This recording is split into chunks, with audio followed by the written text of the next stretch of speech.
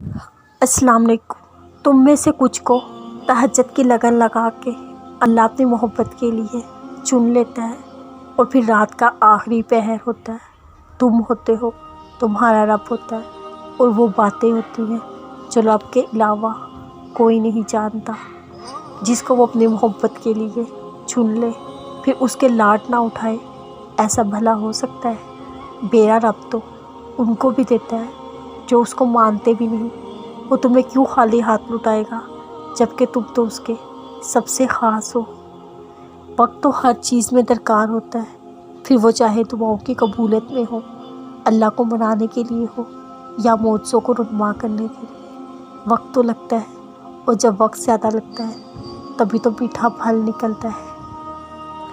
देरी ना घबराओ बल्कि और पुरस्कून हो जाओ, क्योंकि ये देरी बज़ाते खुद गवाह है तुम्हारा दुआओं की कबूलियत की और इस बात की कि रब राज़ी है। जब भी तो देरी से आज़मा रहा है तो तुमको क्यों लगता है कि देरी का मतलब हमेशा ना ही होता है? जब तक रब का फ़ैसला ना आ जाए तब तक खुद ही से नतीजे ना निकाला करो, बल्कि दिल से सब अल्लाह के सुपुर्द करके पुरस्कून हो जाया करो, क्योंकि वो रब जो भी फ़ैसला लेगा बेहतरीन लेगा। दिल जब तक बेसुकून रहेगा, जब तक दिल अल्लाह से नहीं लगाओगे, और जब अल्लाह से दिल लगाओगे खुद को हमेशा पुरसुकून पाओगे। दिल से कहो बस थोड़ा और सब्र कर ले, अजर बस मिलने वाला है। सुनो, यूं ही बेवजह थोड़ी तुम बेबस हुए हो, कुछ तो अल्लाह ने भी तुम्हें खुश कर देने की तरकीब सोच रखी है।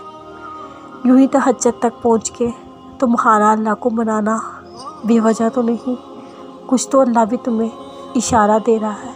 तुम्हारी दुआओं में कुन कहने का इरादा वो कर चुका है। दिल का इस बात पे यकीन रखना कि अल्लाह से मांगे है और वो ज़रूर देगा, बेवजह तो कुछ नहीं। तुम भी जान गए हो कि अल्लाह तुम्हारे लिए मौजज़े करने वाला है।